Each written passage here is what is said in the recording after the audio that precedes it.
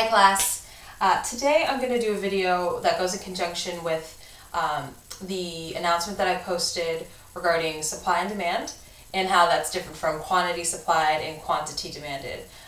So we're going to take a look at textbook problem 3-12 from your the micro review text from your books, and this problem is going to analyze kind of the difference between those two things: supply, quantity supplied, demand, quantity demanded, and also how we analyze shifts in those curves and movements along the curves. So the problem says, if the price of flash memory chips used in manufacturing smartphones decreases, what will happen in the market for smartphones? So in this case, the flash memory chips are an input for the smartphones. So we can tell right away that this is going to affect the supplier.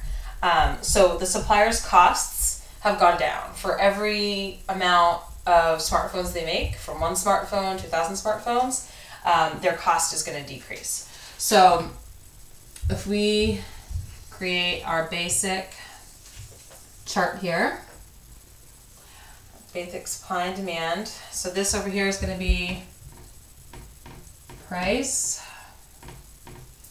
and down here is going to be our quantity, as always on our graphs for supply and demand. I'm going to put our, actually let's use it just a second time.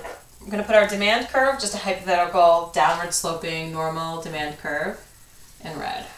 I don't know, I hope you guys can see that. I'm just going to label it D at the bottom. So it's just a typical demand curve, and then we're going to have the same thing, just a normal upward sloping typical supply curve in blue. We're going to label that S. All right, so like we said, their input for suppliers has gotten cheaper.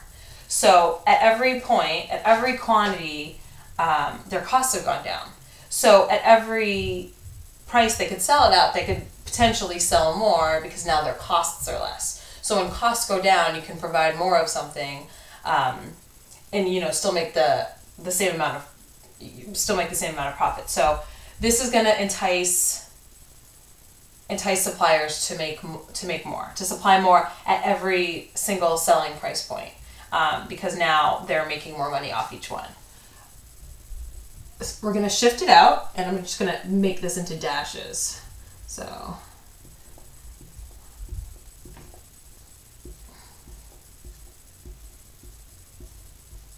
and I'm just going to label it S2.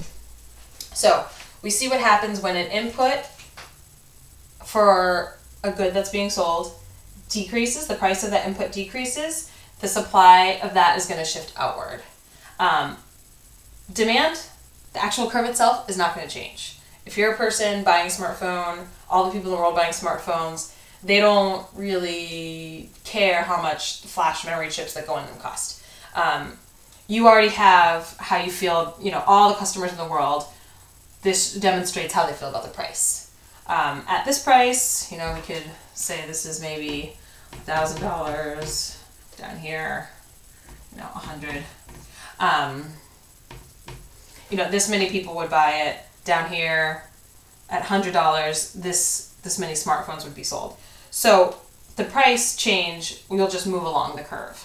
So that is what we see here. The supply shifted. We started here. This is where our quantity and our price were to start with. So I'm going to call those P1 and Q1. That was our, I know my lines aren't really straight, so that was our starting equilibrium. But now that the supply has shifted, suppliers are making more smartphones because now they're cheaper for them to make. We notice that we're down here. The intersection, same demand curve, the intersection is now lower price, and it's further out, so it's more quantity. So they're supplying more at a lower price.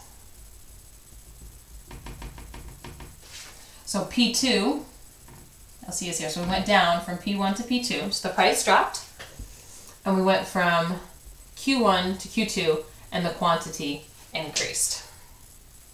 So this is an example of how a shift in one of the curves, how it happens. In this case, an input, the price of an input decreased, which shifts the supply curve, and how that affects the overall equilibrium in the market. So we see what happened in the market for smartphones, and we also see how the equilibrium quantity and equilibrium price changed.